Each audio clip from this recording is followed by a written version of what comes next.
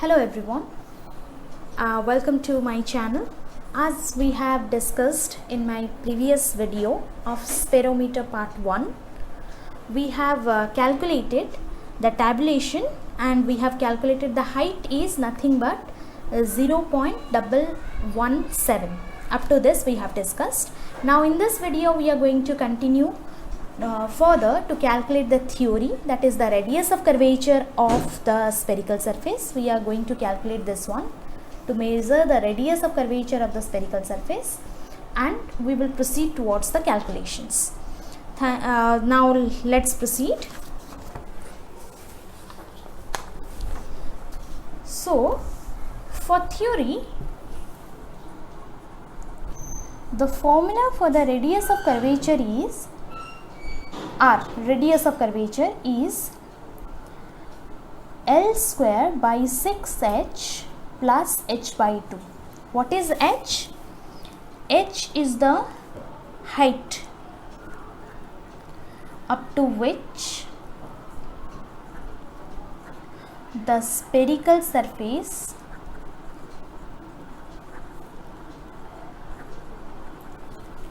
has bent, or you can see this curvature as I have told you in the previous video also. This one is the height. This is my height. And what is my L? L is the leg length. That is very important. This length. The distance between the legs are called nothing but called leg length, L. And this is almost these legs are almost actually a equilateral triangle. They form a equilateral triangle. So this is leg length of spherometer, and R is the radius of curvature, as I have told you. So from where this formula has come, let me discuss that one first. Now if I will draw a circle, this convex or concave surface is nothing but the part of a big circle. So this is just a small portion of it. So you draw a circle over here, and this, suppose this is my convex surface that has been cut from a big sphere. Now you just name it. Suppose this is AB and this is my center of the spherical surface, and just name it as, suppose, CD, and this point is O. So this CO is nothing but the height, as I have told you. The CO is equals to the height, H. And what is my CD? CD is equals to 2R, because this is the diameter. So what is my OD? OD is nothing but 2R minus H. So I am just going to tell you the formula, how this has been derived. So all of you must be knowing this formula in class 10th, that is the arc formula, AO multiplied into BO. You see here, this multiplied into this must be equals to CO multiplied into OD. So AO BO will be equals to CO multiplied into OD. So let's continue with this. AO and BO are equal, so let's name it as A, small a. So this means this will give you A square. So A square is equals to, what is CO? CO is, I have written over here, CO is H. And what is OD? OD is nothing but 2R minus H. You see, OD is equals to 2R minus H. Now you see, that is A square by H is equals to 2R minus H. So 2R is equals to A square by H plus H. So what is R? R is equals to A square by 2H plus H by 2. So we need to calculate this A. So what is A? Now as I have told you, if you will take this spherometer, that you have to do it actually in practical record, and you have to place it in your copy.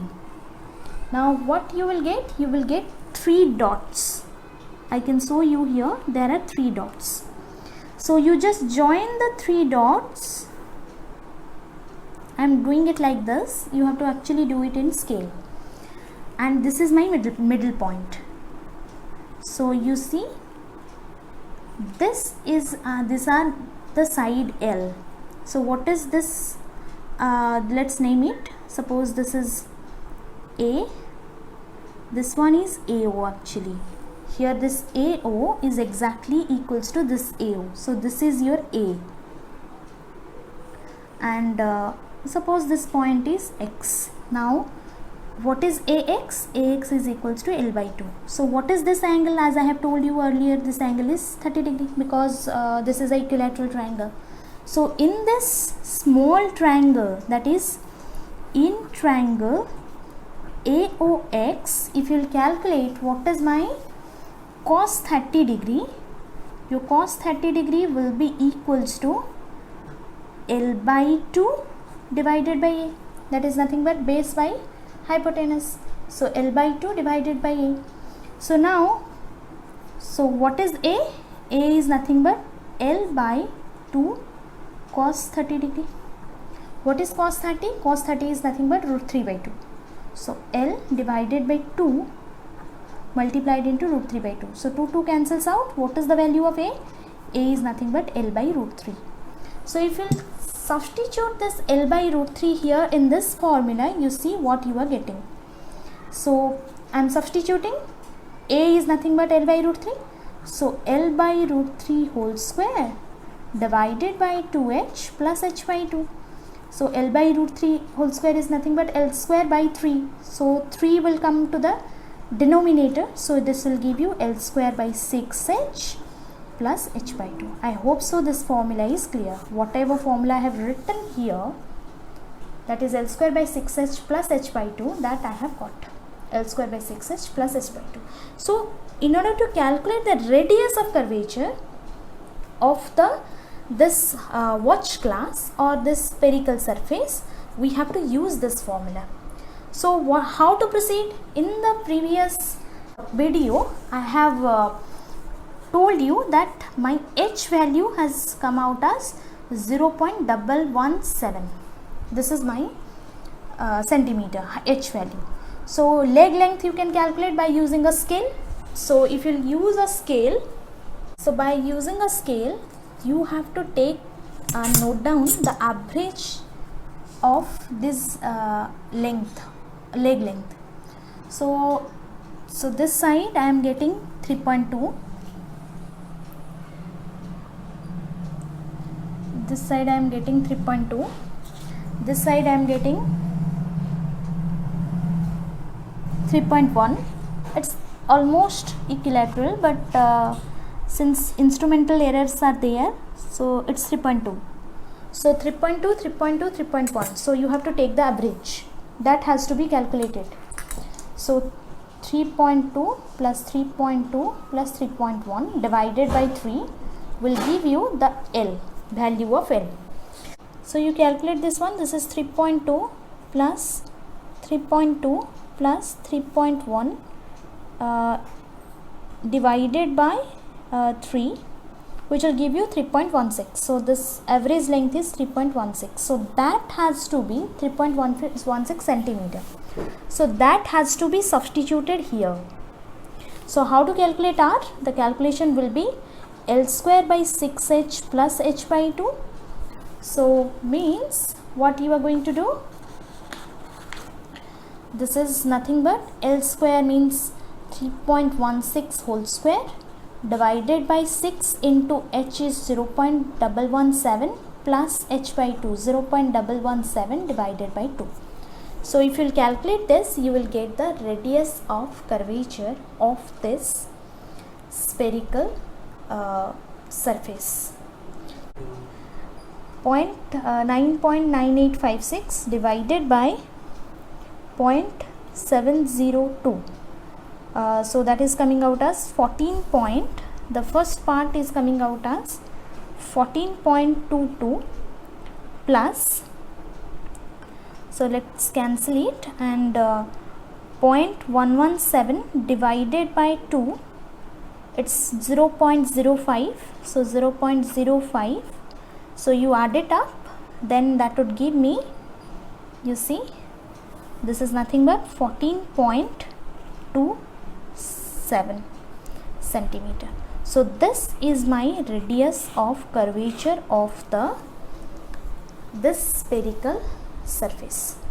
So now if the question comes to calculate the concave spherical surface, how you are going to proceed for concave spherical surface? So let me just brief it how to do it. For concave spherical surface, the same procedure will be followed, but in reverse manner. Try to understand. Reverse manner means, first of all, you have to take this spherometer and keep it on the plane surface. Try to understand. For a concave spherical surface, that means like this, if you are going to proceed. Concave spherical surface. So first of all, you keep it on a plane spherical surface and give rotations to the circular scale till it touch the plane surface. Similar manner we have to proceed. You have to take a piece of paper, then check whether the middle leg touch the surface or not. Then you have to note down what is your initial circular scale reading by judging it from the A's of this main scale. The A's coincides with which division of the circular scale. Then you have to take this one, that is your ICSR, and keep it, just keep the watch glass like this and keep it just above it. You will see that there is a gap. The paper will get in. There will be a gap and the paper will just get in. So now you have to give rotations to the circular scale till the middle leg touch the which surface? This surface, the surface of the watch glass. Then simultaneously you have to note down number of complete rotations as well as the FCSR, final circular scale reading. So I hope so this is clear. Exact reverse manner we are following for concave spherical surface.